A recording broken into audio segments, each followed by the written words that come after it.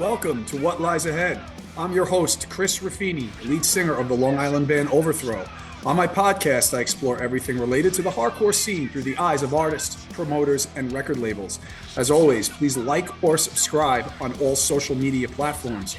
For more information and updates, check out our Instagram page at @WhatLiesAhead_podcast and find us on Facebook by searching What Lies Ahead. Now, on to the show.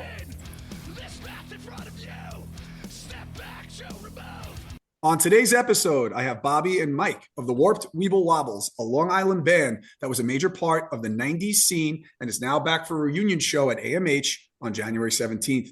Their full catalog is streaming everywhere, making it the perfect time to revisit what they did then and what they will be up to now. We'll get into the 7-inch of Mr. Furley, the Long Island hardcore landscape they came up in, and what the future might hold for the band. Bobby, Mike, how's it going? It's going What's great. up, Chris? How are you, Chris? Thanks. Appreciate having you guys on. And I love the perfect timing of this because in a few days you will be playing again at AMH. And I say again because we're definitely going to get into the last reunion show. That was about 8-9 months ago at AMH. So I guess what we'll start with is Bobby, Mike, just talk quickly like what you do in the band. I'm the singer of the band and I write the lyrics, and that's definitely it. Had nothing to do with the music whatsoever. Yeah. Mike, what about you? I play bass and did a bulk of the songwriting back in the day. We do guitars and bass and whatever guitar player was around, and then we'd kind of build off of that. But the music was always done, and then Bobby would come in and work his magic. Jump in with it after. Cool. Yeah. So let's start from the beginning a little bit. So let's talk. What were your earliest influences? You know, in terms of what got you into hardcore. Remember first shows, and how what led from there. I guess Bobby, we'll start off with you. Yeah, I was thinking about this recently. The first show that I saw I'm trying to remember too. I don't remember the exact timeline. We went to high school with the guys in VOD, and so before we were kind of like introduced to the larger Long Island scene, we played a handful of shows just with VOD that we set up entirely on our own. We were still in high school at the time. A couple of different places, but Hammerheads in particular, which was a club that was in Elmont. I can't remember what came first. If I might have played a show before I went to a show. I think that's a possibility. I can't really remember. But the first show that I went to I've never heard this cited as anybody else's first show because it wasn't really a hardcore show. But Mind Over Matter played a benefit for RHU, which was the Hofstra radio station. And I had a friend in high school who somehow as a high school student DJ'd there. And it was a 21 and over show, and I'm not sure how we got in, but it was a bunch of rock bands, like pretty typical like college rock bands, and then Mind Over Matter. So I was definitely listening to hardcore at that time, but I'd never seen it. And seeing Mind Over Matter, like a fully formed band, because at that point we were barely a band, and VOD was still kind of like developing what they were going to turn into. So seeing guys that were like relatively our age play what Mind Over Matter sounds like, it really blew my mind. And I think, again, I forget the timeline, but right around that time, the guys from Merrick, that's when we started going to the Angle. And I know at the Angle, we definitely saw Neglect, Bouncing Souls, Mind Over Matter, VOD, like an early version of Silent Majority, Yupicide. Those were like DA, yeah, Berserkers, Disciplinary Action. Those two always come up. Yeah. Bands, those were really the good bands. early Angle shows that we all went to. And right around the same time, we were starting to play really small shows to like 15 or 20 friends. And then it all started to kind of come together a little bit after that.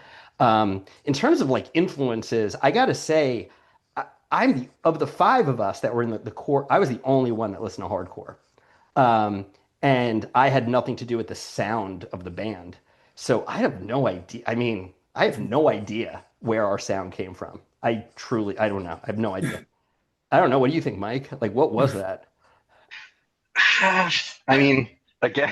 Again, like this sound part and where we fit in. So like just to give it a little bit of context, Chris, like I was probably at 95% of the shows that Bobby's talking to. Like the Merrick crew kind of, and this is like 92, Yeah. right? Like 92, maybe 93. Like we rolled in like a pack of 20 before we even knew anything about Long Island hardcore or knew the Lindenhurst dudes. But I remember, um, you know, I remember going to the Angle. I remember very, very specifically, and I told Scott Martin this when I saw him at the Sound Majority thing that we did with them. I remember seeing Mind Never Matter at the Angle, being like, "What the fuck is going on? Like, what is?" Scott had a fucking ponytail. Like, fucking George was doing his thing.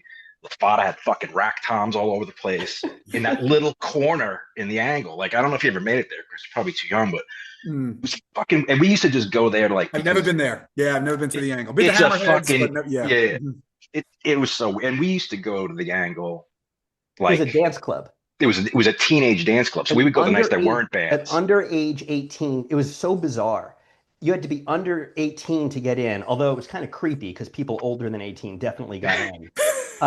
But it was basically a dance club for 15 and 16-year-olds, and we would just go listen to alternative music and like goth music and dance.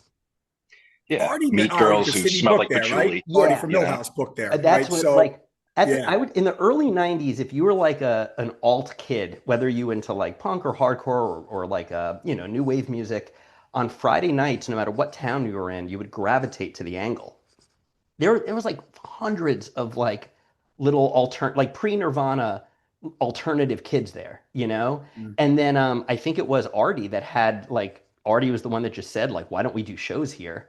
And so I remember us being like, so that club that we go to on Friday nights to dance to Ned's Atomic Dustbin, like the next night Disciplinary Action is going to be playing there, you know? So it morphed into a hardcore club like before our eyes. And yeah, we were blown away. I remember imagine not having the context for that and then going back to high school and trying to explain to people neglect. You know, Yeah. People are talking about we went to a concert this week, and we're like, well, we kind of went to a concert this weekend. We saw a guy like slit his wrists in the corner of a shitty club in Mineola. You know, so yeah, you're 100% right. Especially because I remember when we started, we like my friends started going to shows. We were in high school. We were like 15, 16.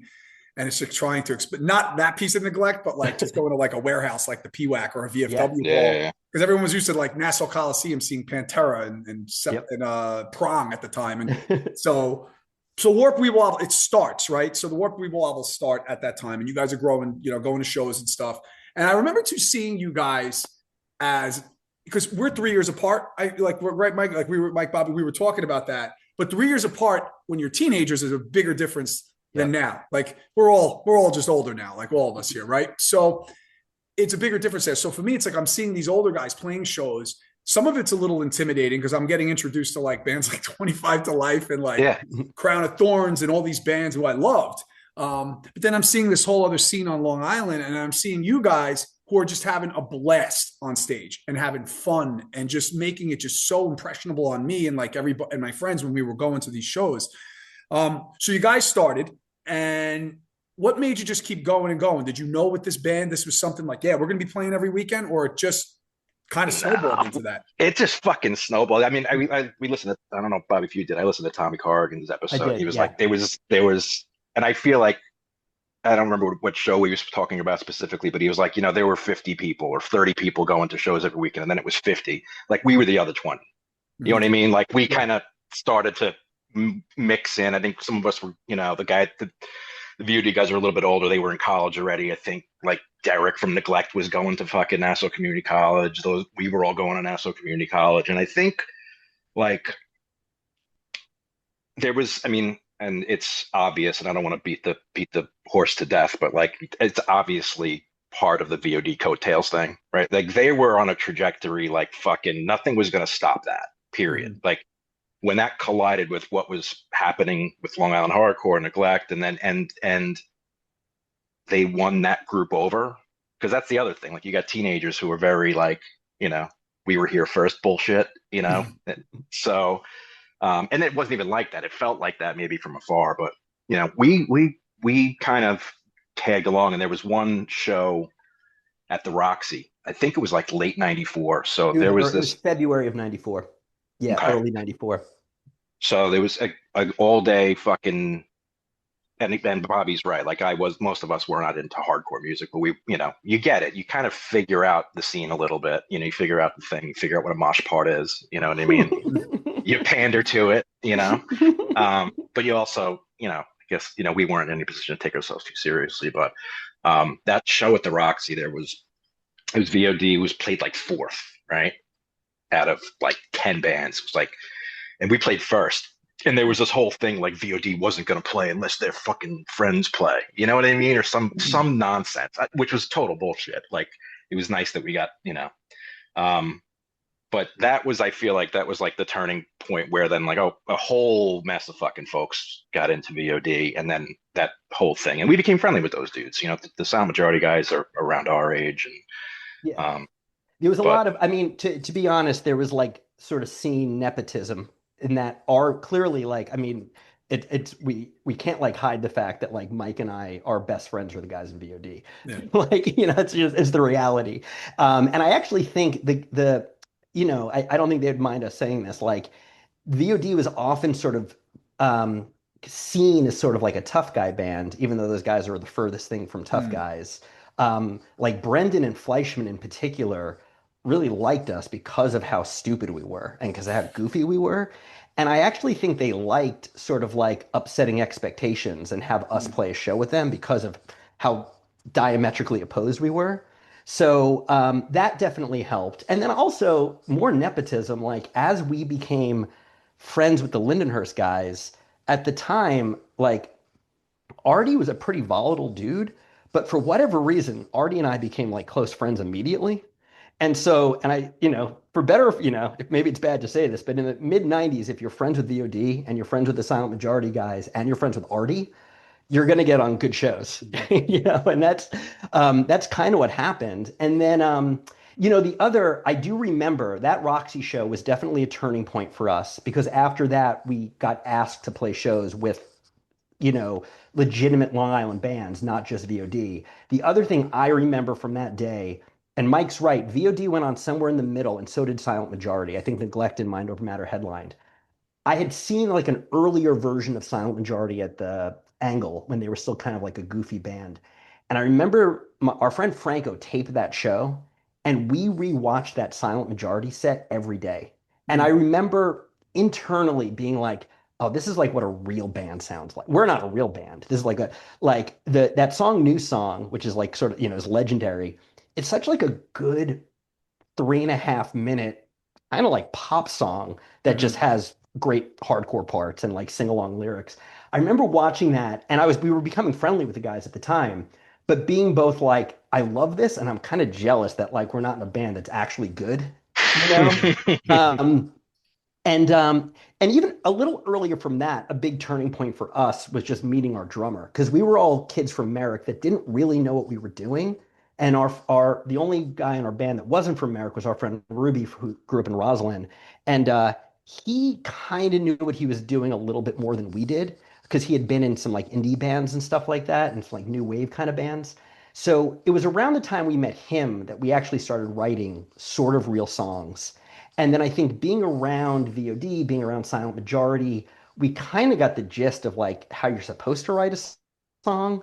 Mm-hmm. And then at that time, I kind of developed this idea of we wanted to write songs that were like legitimately heavy, that like if you didn't listen to the lyrics and if you didn't listen to my kind of nasally vocals, they actually are heavy songs. No, you guys got real heavy stuff. But to put the dumbest lyrics on top of them, because we liked the idea of playing with 25 to Life and then like playing a song about like a donut with semen in it, and have people like the idea of people singing along to stupid lyrics really cracked us up. And that was kind of the ethos of the Weebles. It all worked. It really did, though. It really all worked. It was good music, but fun. It was funny. Like it, and at that time in the scene, like there were certain bands, like I said, like I loved them. But like you almost needed that humor a little bit, like that needed to be put in there. And the way you guys went about it was like so genuine. So what I want to like just fast forward a little bit here. Your last show was with VOD and Madball at the PWAC. Right? It was VOD, Madball, you guys. It was one of the bands. And the Glassjaw. The Not Glassjaw. It Glassjaw. was the The Glassjaw. Glassjaw. Correct. Big difference. Yeah, it was a big difference. I forgot that they were on that. And so, like anytime like PWAC comes up on here, or even in general conversation, PWAC is obviously a legendary. It's Long Island CBGBs by far. I mean, it really, really is. There's Right Track In, there's other places, but PWAC is like the holy grail of venues. A lot of great shows, but the two big shows that are always come up are the VOD shows with lines wrapped around the building. The one they played 6 months prior to it, and then the one I think they won the one with you guys. And PWAC closed about like a month after that show, from what I recall. So, did you guys know that was going to be? Well, it was advertised as it, but what made that to go back in a time machine, that as the last show? So we had gone on tour. So I mean, the other reality of the Weebles is we had a 1.5 or 2 year window on Long Island where we were, for what we were genuinely well liked and well received, and we did have a handful of really crazy, fun shows on Long Island. Not surprisingly, that never translated off of Long Island. Like we were we don't have many fans anywhere like outside of Nassau and Suffolk County. So we went on we went on tour that previous summer with Sleeposaurus. And there were no good shows. Like we played I think there were maybe 15 shows planned. 8 of them actually happened and none of them were good. And so I was in college at the time. Ruby was in college, was up in Boston at the time in college. Around that time I was applying to graduate school and I knew I wasn't going to be around in New York that much longer. And the tour was such a disaster that we just decided to call it quits. I do remember, Mike might have a different take on this. When that show happened, and it was good symmetry because it was the record release for VOD and it was our last show, so it was like a perfect kind of closing of that loop. I do remember at that show getting a completely over the top reaction, like seeing 1,000 kids singing along to you. I'm like, oh, it was nuts. I was like, why are we breaking up? This is a really bad idea. Like, it was like, I was a little bummed out that night. I was like, oh, so I guess it's good to go out on top, but like, maybe we're actually good now. Like we waited until we were good and people liked us. And then we were like, okay, we're good. We're gonna call it quits. I don't know, Mike, what's your memory of that? Is that about right? Yeah, I mean it's around the same thing. Like I had started, like Kaleo was living in the city. I moved in with him in Brooklyn, Right, so we were living in Brooklyn, and um, yeah, I mean, and it was also, I think it's pretty telling that and also, so this would have been the end of '96, towards the end of '96 when this happened. It wasn't like anybody, like we did think this was our last show. It wasn't like people had broken up long enough to do reunion shows back then. You know what I mean? Like we didn't have that, like, we'll get this crazy shit back together a couple of times in the next 30 years or whatever. But I just think the most telling thing about that, like once we kind of all decided that was going to happen, none of us ended up in other bands. You know what I mean? Like some of us still play music a little bit here and there, but like, and maybe even more than we did back then. But there was something very, very, very specific about the 5 of us kind of doing our thing, and it wouldn't really work without it. Yeah. I mean, people try to tell me this isn't the case when I say it, but I know it's the case. I have as little music ability as you can have in being in a band. I'm that person. Chris, there are drum fills in our songs that are only there so that I know when I'm supposed to start singing. That's how limited my musical ability is. There were a couple of people who came to me after the Weebles broke up to ask me to be, I was like, you do not want me in your band. I'm like, these are like my 4 closest friends, so they tolerate me, but I can't do this with other people. And Mike's right. We were definitely, without a doubt, like a group of friends first who just wrote some songs together as opposed to the other way around. So with knowing that I was going to be leaving New York, with the 2 of the guys moving into the city, with Ruby moving up to living in Boston at the time, it's like it wasn't realistic to keep it going. And also, I think to the point I just made, towards the end of the Weebles, like I was just so into hanging out with my friends that I wasn't even like writing new, like I just went to go rehearse just so I could see my friends. Yeah, like you weren't as into the music, right? Yeah, yeah. Mhm. I was like, oh, I guess I got to write lyrics to this new song that they wrote. But it was really, I just went to hang out. Yeah, It Yeah. was, yeah. yeah. We had our rehearsal spot was so Ruby lived in Roslyn. The rest of us lived in Merrick. We're all families were all kind of working class down in Merrick that we grew up with. Ruby's family had a couple of bucks, and he had this really beautiful house up in Roslyn. And his parents would leave every weekend, especially in the summer, and that's where we practiced in the basement. They'd leave the house to us. We'd have 20 people there all weekend. You know what I mean? Like our friends would come by, our girls would be there, or whatever. That fucking house, I swear to Christ, we used to have raves in Ruby's room, Great. like We with would, all this of like the is, dudes that you like. It we would go there we after had a PWAC clubhouse. shows. Yeah, Yeah, after after PWAC. PWAC shows, this is good like Long Island hardcore lore for anybody who cares. After PWAC shows, everybody that played at the show would go to Ruby's house. So like it's 1995, we would do Battle of the Bands with guys from Mind Over Matter, Silent Majority, VOD, the Weebles. We would put people's names in a hat, create a band, and we'd give everybody a half an hour in the basement to write a song while everybody else went upstairs. I All remember on the spot. it on the spot. That's The cool. only one I remember is I don't remember who else was involved. Tommy and Mike Kennedy, Mike from VOD and Tommy were involved. They wrote a song called "Skins and Punks Are Gonna Fight Tonight," and it was so good. It was like an Oi song about skins and Ah, punks getting into a fight. And I was on the other team for Battle of the Bands, and I was like, oh, whatever we did sucks. Like this is like a legitimately good punk song that they wrote in 30 minutes in Ruby's basement. So yeah, we there was a good year and a half, 2 years where after shows, 20, 30 people would hang out at Ruby's house and we would. So I was always more into that than actually writing songs. writing songs. Yeah. What? So I guess to fast forward a little bit. Well, it is a little bit. We're going to be fast forwarding from 1995 to 2025 right now. So this is just a little bit, right? So I want to get into the reunion. You guys had a couple of reunion shows, but let's talk about the Silent Majority weekend that you guys played, which was what an amazing weekend. Like it had such a cool, like just such cool stacked bills from Monday, from Friday to Sunday. But also some new bands. It was just like so well done. It was just such a great weekend. I was able to go to two of the three. One of them was your day. How did it come about with you guys playing? Because obviously Silent Majority is doing a weekend reunion. They wanted to bring everybody out to do it. And how did you guys really? Because we're all middle aged now, right?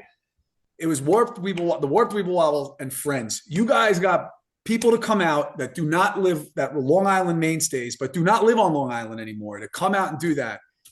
How did you pull off those logistics?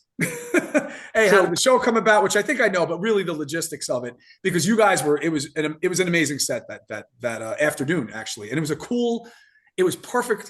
It was a matinee, and we were home by 8 o'clock. Yeah, On a Sunday. So let's talk about that reunion, how you guys worked that stuff out. We got really lucky. Maybe like 6 months before the show. So the Weebles were not the biggest band on Long Island by any means, but the few people who liked us really liked us. Like really, really liked us. And we're very lucky that two of our like biggest fans were Chris Baldwin, who's kind of like a Long Island hardcore legend, and Ben Van Dyke, who's a drummer from Silent Majority. They both live in the Midwest and would jam together. And they started when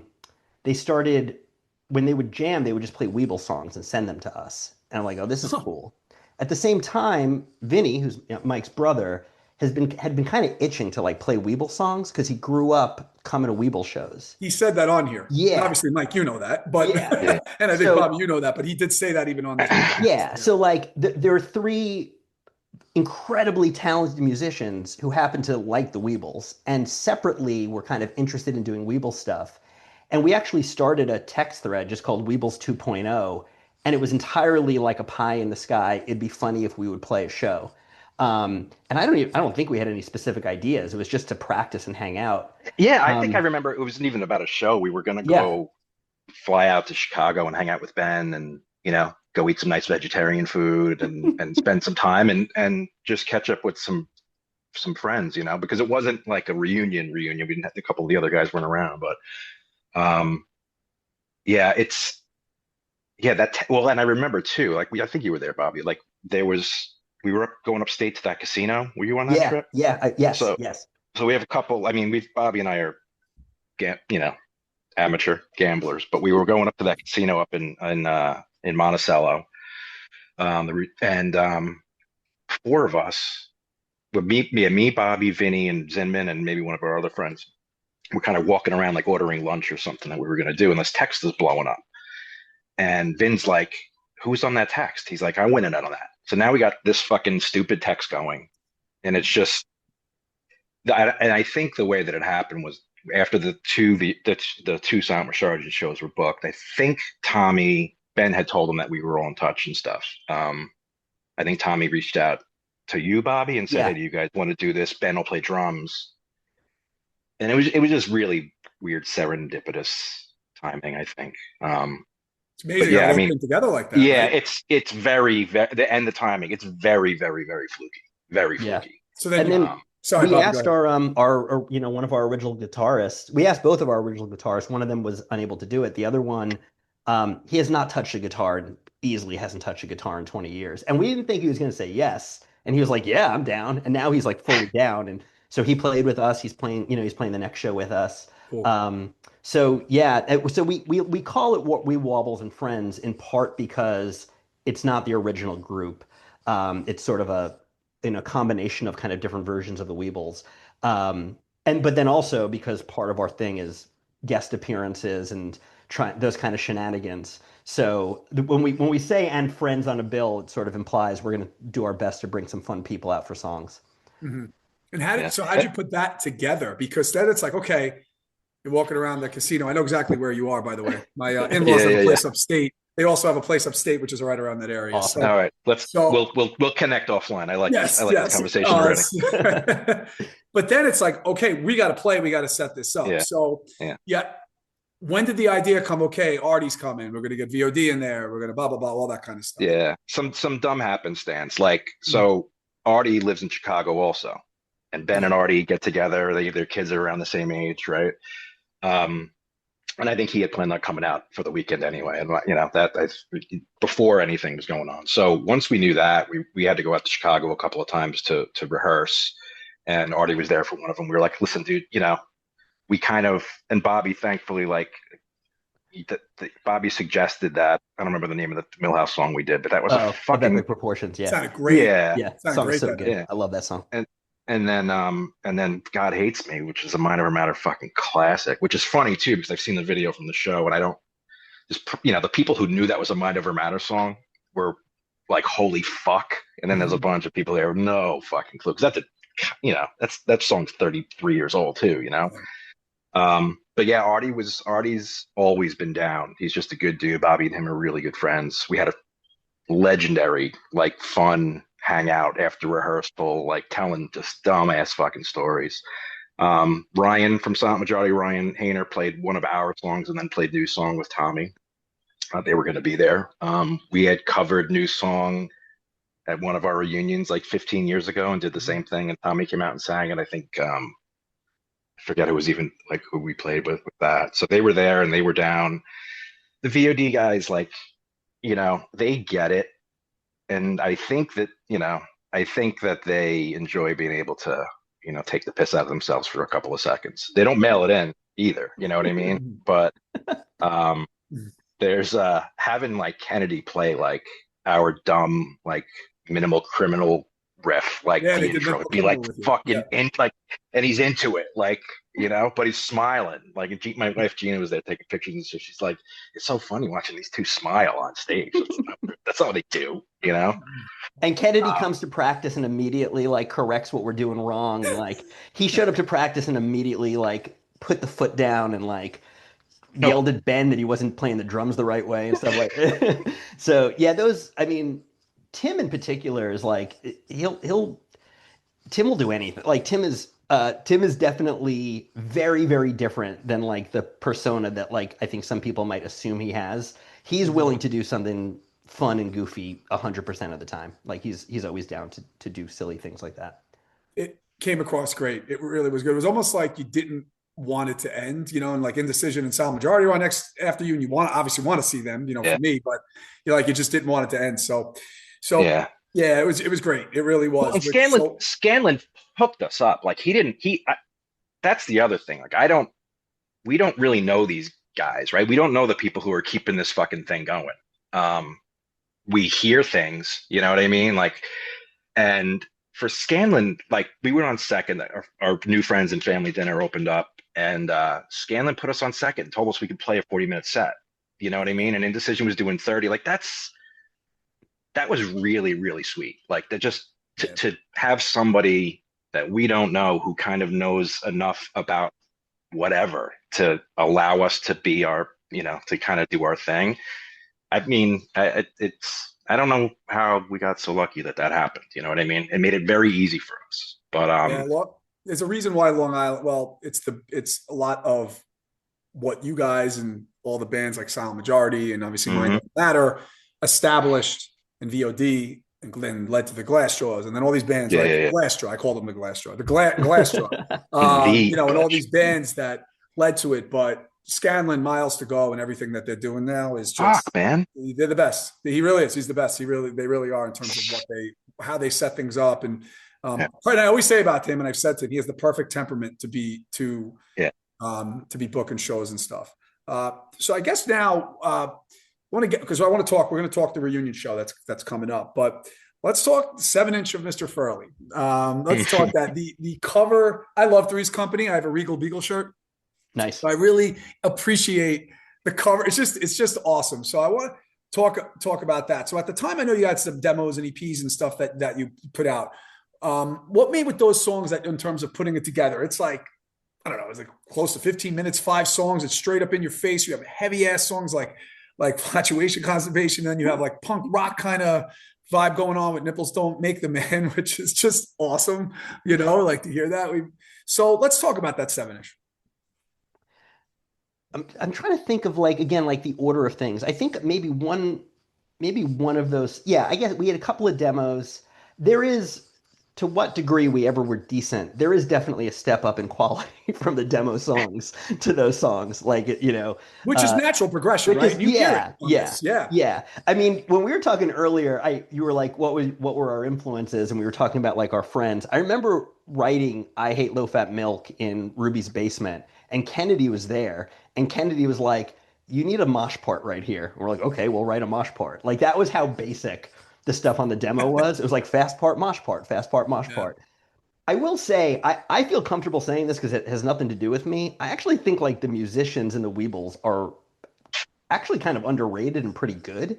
And like at the very least, pretty creative. They might not be like technically sound, but the way that Mike played bass and Ruby's kind of weird drumming style, I think Ruby, I remember, said something where as we shifted from the demo to the 7-inch, I remember Ruby saying like, we should try to have music that also sounds goofy. Like if the lyrics are going to be silly and if our vibe is going to be silly, like maybe the music should, I think, and Flatulation Constipation is a good example of that. A song that's like that. And when we've been practicing with Ben and Baldwin, and we are trying to relearn these songs, we're like, these songs are really weird. Like the music in them doesn't really make a ton of sense. And by the way, sorry to interrupt. I think I said flatuation because I think I'm like talking to my children.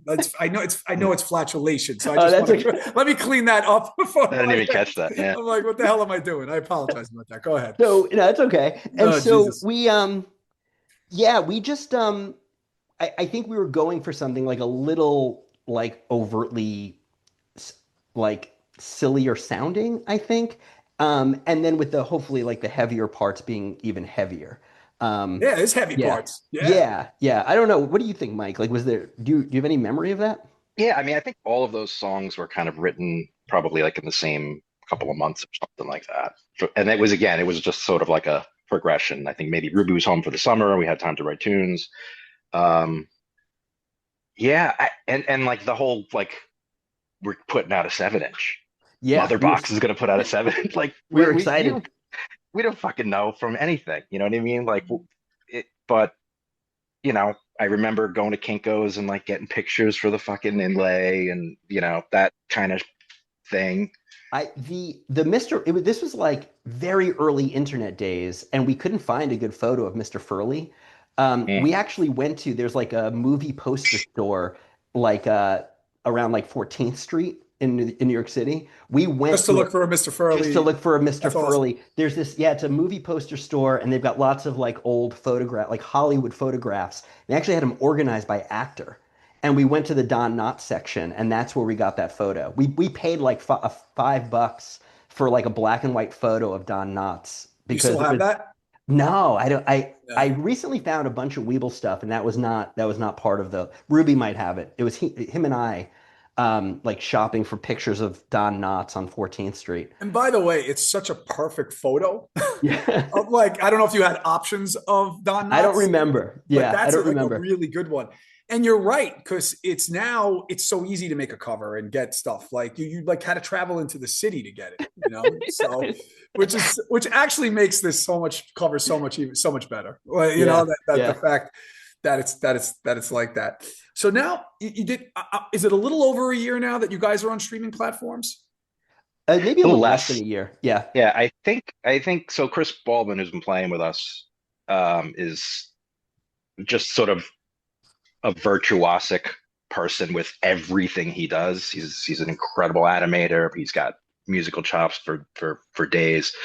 Um, and I think one of the things this is, I mean, it's weird because everybody had a really good time at the show. That we just, the one that we did in March, we had come off watching, like we ended up digitizing and finding those PWAC shows, right? So the ones that you're talking about, we've got three of like the four that we played in the big room, like digitized, and every single one, they were all from '96. People went fucking ape shit during like our sets. There's VOD shits on there too, which is even fucking obviously even crazier. But I don't remember it that way at all. But everybody knew all the words, and everybody, people Mhm. bought cassettes and listened to them, and people bought the 7-inch and listened to it. Nobody's been clamoring to hear the Weebles. You know what I mean? People might have wanted to like be at those shows and have had that good time.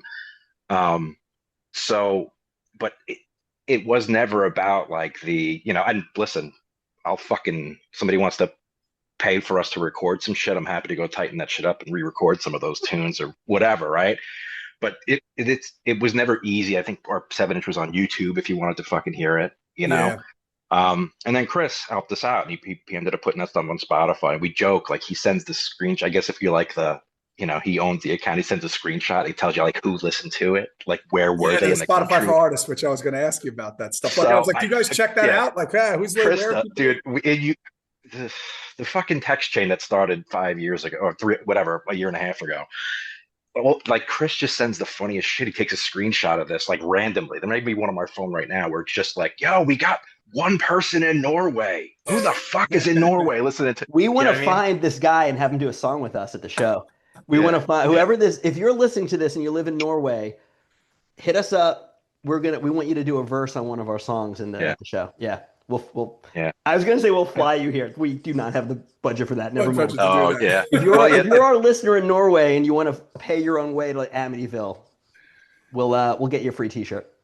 So with that, this is the perfect lead-in. So the reunion show, that's coming up. It's we're recording this now in early December, but by the time this drops, the reunion show will be in a few days on January 17th at AMH on Long Island. You have a really nice lineup that's going to come together. It's going to be a good one. It really is. So after the Silent Majority show, did you know you wanted to do another reunion show? It's not like you walked off and like, let's book January 17th, 2026. Did you know that you wanted to do a reunion show? And then how long did it take to come together after that show to get this date at AMH? Because everybody's doing their own thing, right? So it's like Yeah, trying to get yeah, everybody. totally. It's funny because like the text chain about this whole thing, like we were pretty leading up to that show. We barely pulled it off. Like it was, I mean, for us, like we found imperfections with some of the songs and some of the playing and all that other shit, but like it was hard. Ben lives in Chicago. Like we really had to spend a lot of our own money, like just to kind of pull this sort of whole thing off. So maybe for about a month after, and we were all just completely like knocked off our ass, like with the reception and the way we all felt about it, and the nice feedback we got. And some of it was really sweet. And it was a little bit more than seeing some of those guys for the first time and hanging out for the first time since, Rich passed, and that, like, just being around sort of all those dudes. But I think what's like doing it now, we kind of, I talked to Scanlon, I think maybe in June, like June or July, I think I reached out and like, look, if the Weebles want to do a Weebles and Friends headline show, and we can curate it, because that's the other thing. Like Silent Majority and Scanlon were very, very generous with us, putting up with our shit to try and do what we did in March.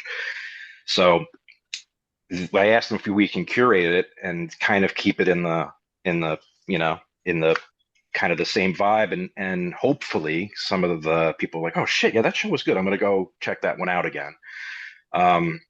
So he gave us the January date probably in like July or August or something, and we just kind of held on to it. We all made sure our schedules are going to work. Vin, I'm not sure he's regretting it now because he's so fucking busy, but like, making sure Vin's not going to be on tour.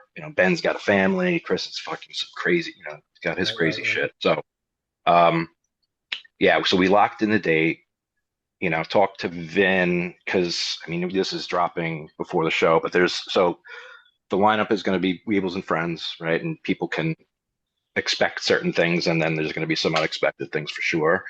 But the Victory Garden dudes, like, I know Chris Smith a little bit, right? Because he plays an Eye on the Avalanche with Vin, and we've hung out. And that is like the Smith brothers, that fucking thing that exists on Long Island now is pretty fascinating. You know what I mean? Between fucking Painted Truth dudes, they're all in like 12 bands. It's insane.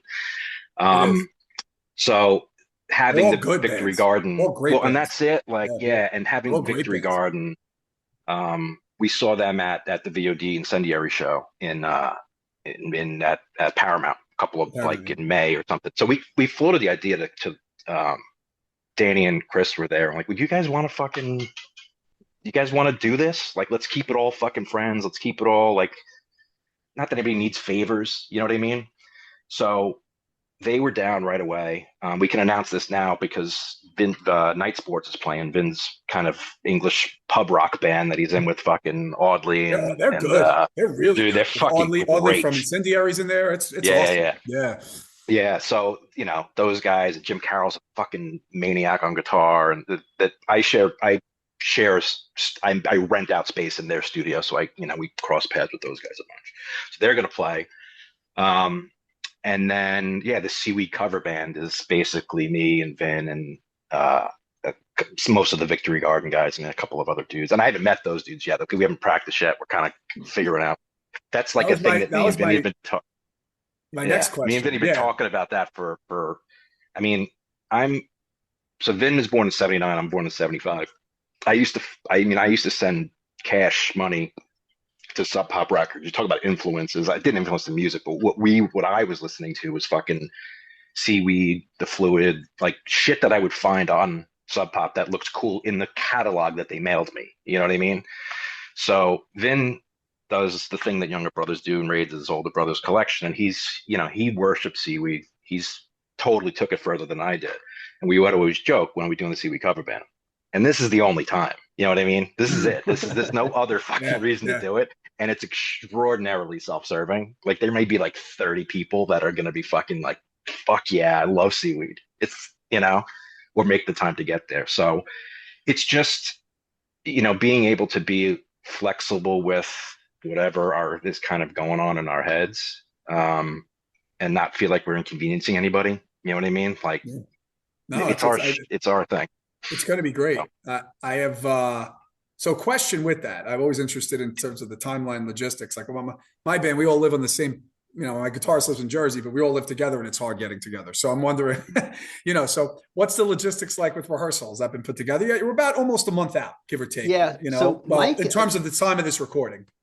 I know today, actually, Mike, you're doing some rehearsing today with like a group of people. No, I'm just today I'm just meeting up with Vin. Okay. So yeah, today I'm meeting up with Vin. I got to bring him. We're playing some stuff that we didn't play.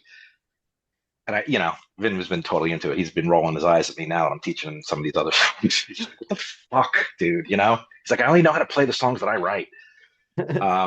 So we'll see. We'll see. But he's doing great with it. But yeah. So what our plan is next week, and I share that studio with the night sports dudes.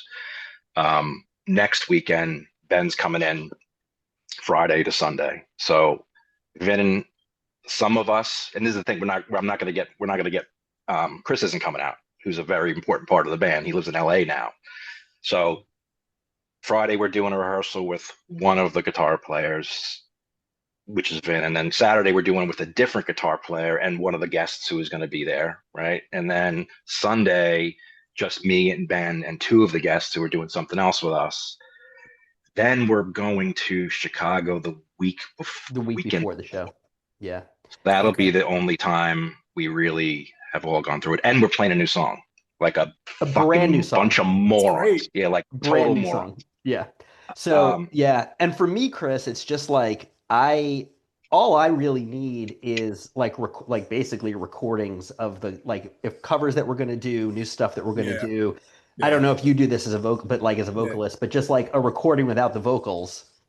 And it's super helpful. It's super helpful. Yeah. I mean, and then the only other, again, because we're 50, I have to be in shape. It's hard. Like this, it is really different. So my rehearsal is basically like jogging around the house or around the neighborhood, singing along to the Weebles. Like that's my rehearsal.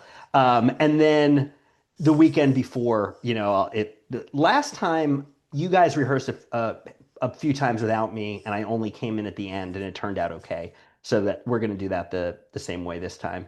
Yeah. Cool. But yeah, I've been trying to stretch out my voice a little bit. I recently listened to just the first song from the last show. My voice cracked like 4 times, like bad cracks. So I've got to, Vinny keeps telling me I got to open up my voice more. So I've just keep practicing with it. Yeah. When nobody's in the house, I just like sing along to shit really loud and try to get my voice going again. Get it going. That's great. That's the way you do it. That's how we do it now, right? Yeah. So I guess kind of a few questions in one here, and then we'll end off with a bunch of questions, and then you answer them here. So, will you have merch at the show? Is this just a reunion? So there's a new song that you guys have. Is there a possible new release in the future for the Warped Weeble Wobbles? So let's start with the merch, the easy, and then we'll go to the other part. What's so funny about this, Chris, is you're doing, it's so funny to even like answer questions like we're a real band. Like I have such respect for you that you're asking questions like we're a real, like the idea that we'd even be asked about a new Weebles release is so funny to us because it's like, we actually joke, like imagine if we put out like a new 7-inch. But maybe, I don't know, maybe we will. You only need 4 songs. We've got 1. We're a quarter of the way there. I don't know. I mean, I think after the last show, like Mike said, we kind of calmed down for a little while, and then we were like, you know what? We had a lot of fun. Like, why don't we do it again? Maybe after this one, if we're like that was a lot of fun, we should do it again. Maybe we'll do it again. I would definitely always want it to be like a Weebles and Friends thing. I like the idea of like a party on stage, a vibe on stage, like so and I mean personally, the new song that we have I think has the potential to be decent. I'd like to record it. What we do with it, who knows? But yeah, I don't know. Mm-hmm. Well, that's great. Yeah, we'll see, right? What about merch? You're gonna have some stuff there. Oh yeah, we've got. So we're very, very, very lucky. Like we have a lot of people in our life who are extraordinarily talented at things that have kind of helped us out a little bit. And Chris's girlfriend partner, Chris Bowman's girlfriend partner, is just an insane animator. Robin Eisenberg on Instagram. She designed the flyer for the show, and we're going to put that on a shirt. So what we're going to do, hopefully, if I can get my shit together, we're going to try and sell that one before the show and not have it there and make it kind of an online only thing, and then have a couple of shirts show. Because I mean, we're halfway joking about it. For us to play a show, it costs us a few $1,000s. Like no shit. I'm not Oh, like, I mean, none everybody of us all are, over the place. Yeah, of yeah, none of us are Yeah. crying poverty or anything like that. So we got to try and recoup some of that stuff. course. Um, but as far as doing a new release, like, and honestly, doing another show, like, I think the only reason to do another show, especially like with the trajectory, great, we're doing this, thing that we're curating and headline, like a record release show would be the only other reason to do a show. You know Of what I course. mean? But I also know that there's absolutely no way that we're gonna like spearhead that and like chase people down for shit. God forbid somebody wants to fucking record us, and make it easy for us. And we're not asking for money or anything, you know what I mean? But just make it, I mean, hold our fucking hand. You know what I mean? I don't know what we're doing. Ruby used to record our demos on a 4-track in his basement. You know what I mean? Like that's what you're hearing on Spotify for most, some of that stuff. But yeah, and then I think that would kind of put a bow on it, I think. You know what I Cool. mean? Like I I think don't So Yeah. possibility. Yeah. In fact, that's possibility. great that a new Yeah. song that people are going to hear in a few days. So fucking funny too. It's such a good one. It's going to be good. That's great. Anything? So actually, no, I'll end with that part when we're done here. But I guess I have a bunch of questions, and I always say this, there's no semblance of order of them. Mike, I'll start with you, and then we'll go to Bobby next. What are your top 3 albums of all time? Top 3 albums of all time. Why it's 3, I don't know. Just makes it more difficult. No, it's fine. I mean, and again, in no order. I would say Lysol by the Melvins, like their 3rd record, maybe.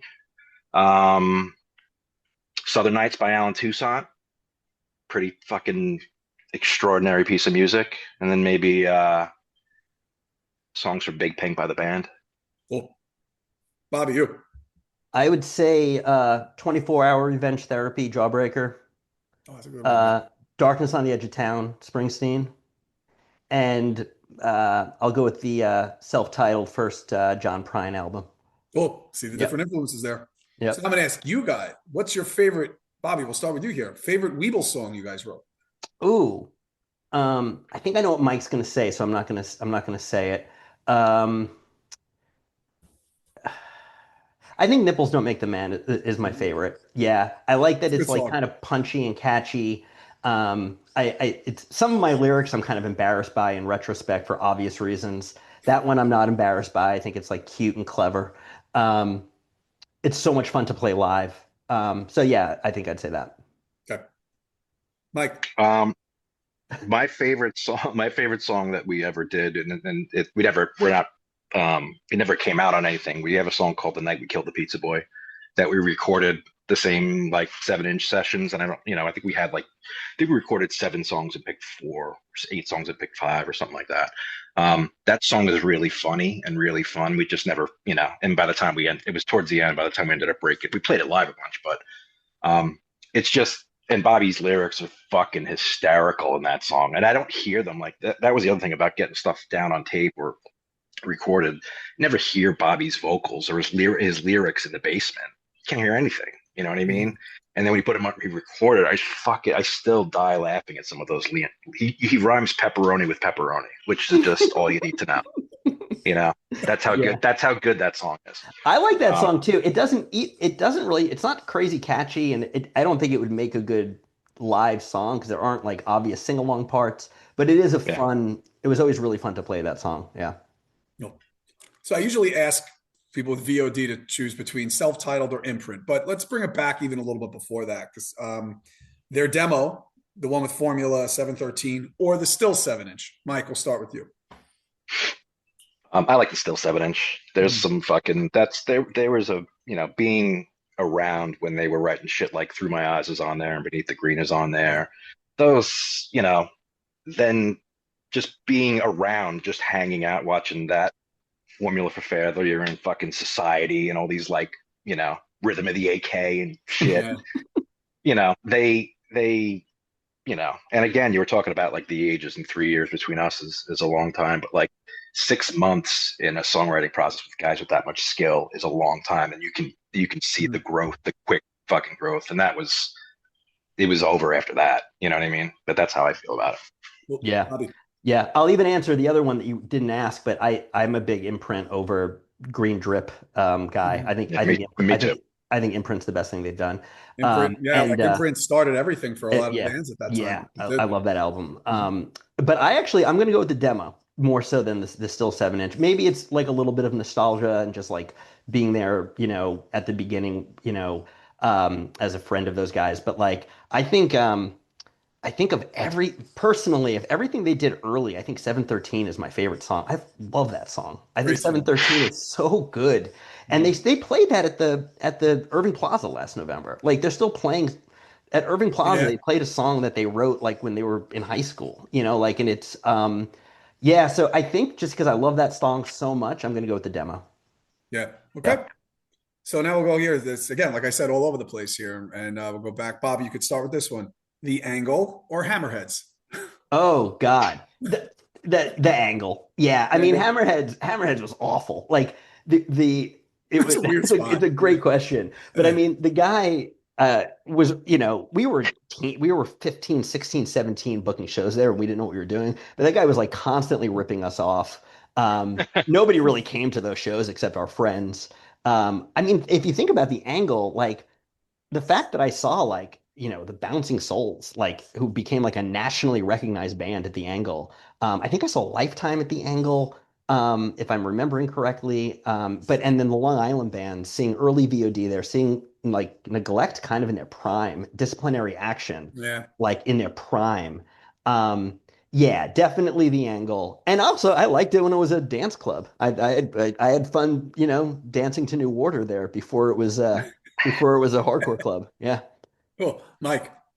Yeah, it's the same. I mean, Right Track was kind of a lump of shit. It was great for us. We grew up in America. It's in Freeport, so it was kind of over the highway, and it was right there. But um, yeah, the Angle, for all of the reasons that Bobby said, were cool. I remember like before we knew those guys, it was obvious that like I remember Artie Philly from those shows. I didn't know he was the guy who set the shows up, but I remember General George's fucking face. You know what I mean? I remember Eddie Reyes. I remember seeing these people before we knew them because they're like a presence. You know what I mean? They wanted to be fucking seen. And It was it was funny with Artie because at the time he was young, he looked younger than he was, and he had like a bowl haircut.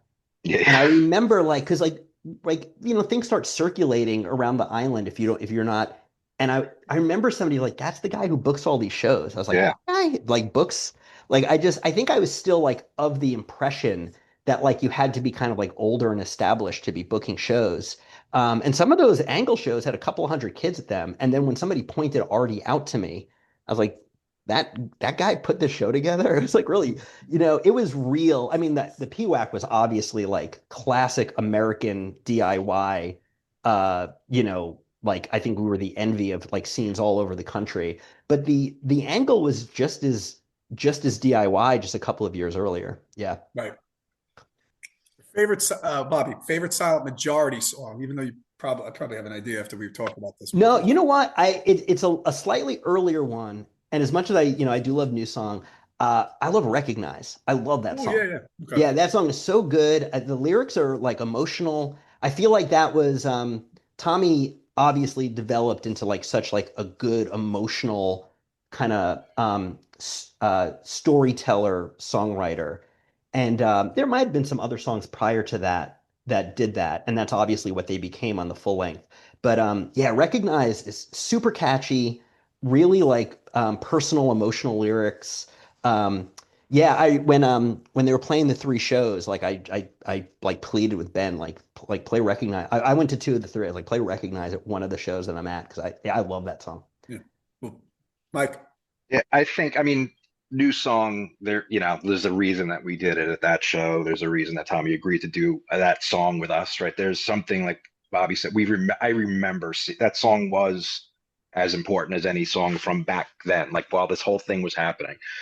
But there's also, I guess, I'm going to go back further, and this is just more nostalgia than anything else. And I've only thought of this in the last couple of weeks. There's a song called what's the one? Life Raft. Yeah. Hmm. So this is fucking nobody's gonna know what the fuck I'm talking about with this. But they played that song, and it's kind of got like a the verse is kind of got like a dancey type of thing, and they were I don't know maybe five cute girls in the scene in 1993 or 94, and they would all of them would do the electric slide to that song in what would have been the pit during another song. Do you Yep. remember that, Bobby? Oh, 100%. As soon as you Yeah. said that song, I thought of the electric slide. They would always do the Yeah. electric slide during that song. Yep. It was It's awesome. funny how like with the song, something like that would that's Yeah. the connection, right? You just 100%. remember things like 100%. that. Yeah. Yeah. 100%. What's the favorite show you guys played as a band? Mike, go ahead.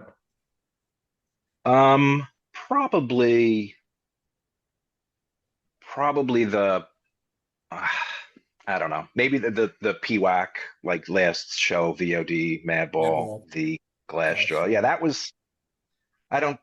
I think we were very lucky to be able to suggest that that would be a good time for us to end and have them. You know what I mean? We stepped in some shit that day, and we sounded like, again, seeing those videos now. I can't imagine sitting through a set and listening to us. We sound fucking terrible all the time because it's just That's noise and also shit. the critical person of you as a band. Yeah, Right? but like I I thought didn't you know guys what my sounded fucking great. I thought you did that. yeah That's what I remember. yeah. I Yeah, I don't know if do. like I never Yeah. knew we never knew like how to make the drums sound good and the bass sound good. Like it was just plug and go and fucking whatever. But that was a pretty special I'm thing. forgetting. Yeah. I'm gonna ask a question about the PWAC. Was that Mike to that place? I Recall it don't being. I've remember. been a lot. No, I Because think remember, it it's was a big DI. warehouse. The Yeah, stage was yeah, also yeah, off yeah, to the yeah, left side, not centered yeah, to where the whole yeah, warehouse was, which had yeah, to something to do with the sound, Yeah, though. I don't think it yeah, was. I don't think I it don't, was. I think there was a no. yeah, PA for the vocalist, Yeah, I but don't, yeah. and I wonder, yeah, I don't know. Yeah, I'm not sure. You know what's funny is if you, I don't know if you guys have seen this, but like the Fugazi has that live music, that live concert series, the and they rank, they're very honest about how good the sound quality is. The PWAC Fugazi show has like a three, it's like a 3 out of 4 or something like that. And I listened to it. It actually sounds like, I mean, they're Fugazi and not the Warped Weeble Wobbles, but it sounds like surprisingly good. I was like, yeah, it's really not that bad. yeah, Yeah. Um, so yeah, we just didn't know what we were doing. yeah. Bobby, your favorite show you guys played? I mean, that last show was great. The Avail at the PWAC was awesome. In Oh yeah, part because I mean, at the time, Avail was just about my favorite band. I loved Avail. Like to be able to like play a show and then an hour later you're like in the crowd for one of your favorite bands in the country was great. The other thing that was cool is that there were occasionally Artie would set up back room shows at the PWAC. So there was the big Mm, room, yeah. I but remember there that. was the Yeah, back room also. We were never big enough to headline a show, but I think we headlined the back room of the PWAC, yeah, yeah, and it was yeah. packed. And I think I might be conflating shows. I think we played with the Promise Ring. I know we played with the Promise Ring. I think it was that night. That might be it. That sounds right. Yeah. And I know, or we might have played with them at the YMCA, but I Mm, remember like again, like a nationally popular band and us in a small space. And yeah, it was a smaller crowd and but packed in, and it was that was a really fun show, really really fun. cool. Bobby, a question here. So, favorite venue you played? We didn't play that many venues. I would say, yeah, I mean the PWAC, I think 90% of our good shows were at the PWAC. Yeah. Mhm. Yeah, the Roxy sucked, the Right Track In sucked, Hammerhead sucked. Um, the other venue that I've listened to a bunch of your episodes and it doesn't really come up, Chris, and I just mentioned it a minute ago. There's like a 2 year period where there were really good shows at the YMCA in hmm Huntington. Chris Jensen, who had been in Half Man and ran Mountain Records, he would book shows there. And at the time, like the bigger hardcore bands were playing the PWAC, but Chris was booking a lot of like Gravity Records and Evolution Records stuff, like a lot of noisy, chaotic. Um, and again, I don't know why, of all people, because Chris was like this kind of serious, like art hardcore guy. That dude loved the Weebles. He put us I don't know why. He put us on like some really good. So we played some weird lineups at the YMCA with like noisy, chaotic, like what we now would call like kind of screamo bands.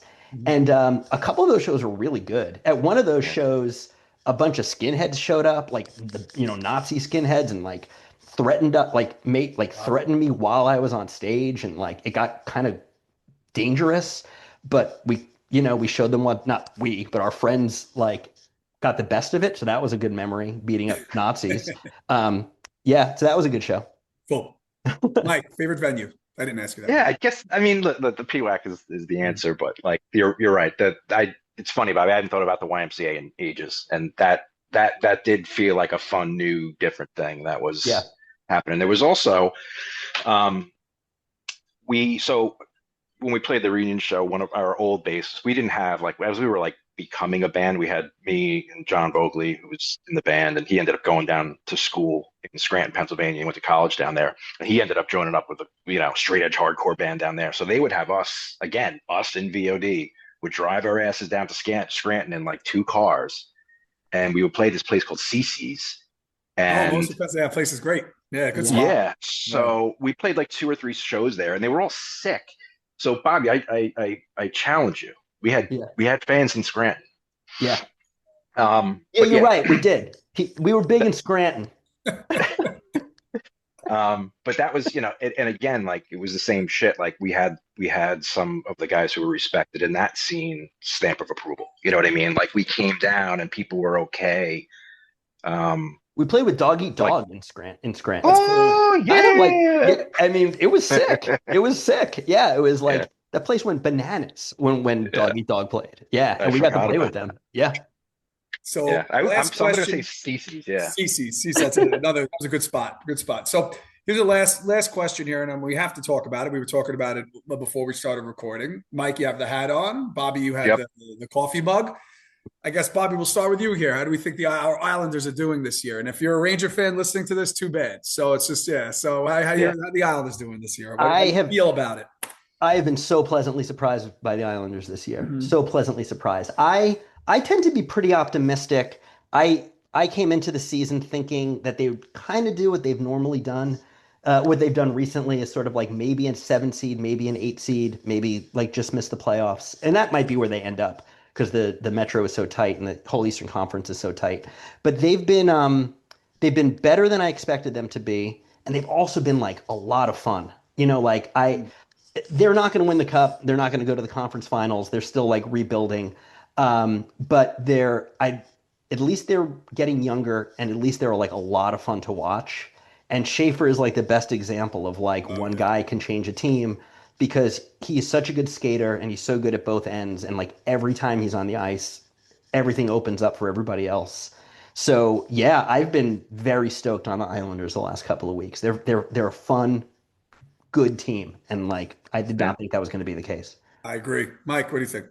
Yes, I feel the same. It's other than some West Coast games, I probably watch 70 Islander games a year. We don't go as often. If Bobby's home, sometimes we'll go down. Maybe I'll go to 1 or 2 games a year, but this thing and the Schaefer thing, and it's insane how good that kid is. Like this is like a generational player. Like we've been watching, those guys go all over the league for all of these years and kind of swinging and missing on every time we get a high draft pick. But, this is something super different. And I feel like everybody's kind of knows their role now, right? Yeah. You had that thing where like Martin, Cizikas, and Clutterbuck were like fixed on that 4th line for fucking half a decade, right? Yeah, So now, you're finding just kind of, and then you lose Brock Nelson, but you're finding other guys kind of filling those roles. And Anders Lee isn't what Anders Lee used to be, and neither is Pulak, and neither is Pellick, but they're like kind of getting to the point now where they're all doing what they're doing. I mean, Wah is also, they're playing his system, whether it works or not. Yeah, I think he's pretty good. Yeah, he's good. But that's what I do. Yeah. Brings good energy. The players seem like they like him too. 100%. Yeah, he's a fucking maniac. Like I remember, I still will get to a YouTube wormhole watching him come out and fight fucking Osgood and Mike Vernon in like '96 against the Avalanche. But man, I'm super stoked on the team this year. Super stoked. Me too. I'll just tell you, like the only thing with me is like I told you, Mike, I was telling you this. I think Bob, you were on. We were talking. Is every time I put them on, they give up a goal or lose. So I'm trying to most of the time. So hopefully, if they lose tonight, that's because I'm watching them. Yeah, take a little break. Yeah, but another thing too is they actually have speed now. right? Yeah. There's actual speed. They move. Yeah. It's fast. And even though there's, Lee can't really skate anymore, but his leadership is really what's there. So Yeah. it's going to be a fun season, and Schaefer's just going to get better. He's 18 years old. It's bananas. And he's good in the defensive end too. Like, yeah, he constantly is breaking up plays. He's always in the right place. Like his angles are always right. He clears the puck immediately when it gets onto his stick. Like he's unbelievable. I should have you guys on for another one. Just talk hockey. I'd love that. Fuck yeah, dude. I mean, that'd be cool. Mike and I went to high school together, and we were inseparable in high school. And we would talk about, like, it was like obviously pre-podcast, but like, yeah, we dreamed about like having like a hockey show on WFAN. That's awesome. We would have loved that. Guys, thanks so much. The show is going to be great. That's coming up in a few days, obviously, from when the time of this release. Is there anything, Bobby, Mike, you want to end with before I sign us off? I don't think so. Thanks so much for doing this, Chris. Yeah, we're looking forward to the show. My hunch is tickets are still available. So come on down. It'll be a good time. And I really like what you're doing with this, Chris. It's been fun to listen to a bunch of the episodes, and it was really fun talking to you. Yeah, if obviously if you're at the show, we should hang out. It was fun talking to you. I'll be there. I'm going. Awesome. Absolutely, Mike. Yeah, same thing. It's this has been great. We've I think Bobby and I aren't on social media, right? Just like in our real lives, right? And a lot of people have done a really good job of staying in touch over the last 25 or 30 years. And we have, and us and like our American guys have, but it wasn't until like maybe the last 2 years that I've really had any like real nostalgia about what was going on and what happened and what that all was. And I think it's really cool. I think it's really cool the new bands they're not even new anymore. I saw the Incendiary guys at the VOD show, and I was like, "You guys are like my favorite new band." They're like, "I'm fucking 40, dude." Like, like they're like 15 years old now, which is amazing. It's crazy. Yeah, they're awesome. They're like everything. Don't even get me started.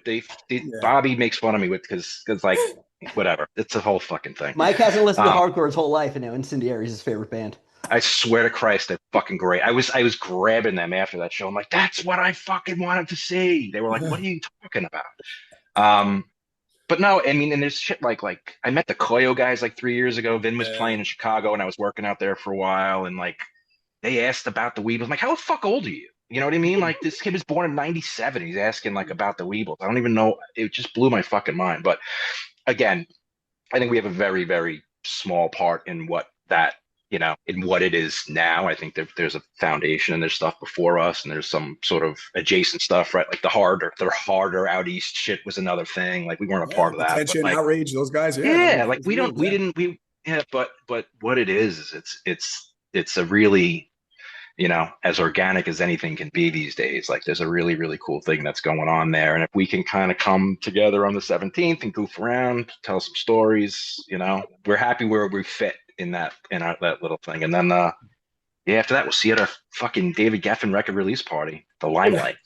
The Limelight. Yeah, Bobby, Mike, thank you so much. The show is going to be a good one. Looking forward to it. Just hang here. I'm going to sign us off. Okay. Cool. Appreciate it. All right. Thank you for listening to the What Lies Ahead podcast, which is available on all streaming platforms. Go save the What Lies Ahead podcast playlist on Spotify that features old bands that were on the show. For more information on future episodes, you can go to my Instagram account and follow at What Lies Ahead _podcast, and on Facebook by searching What Lies Ahead podcast. See you on the next episode.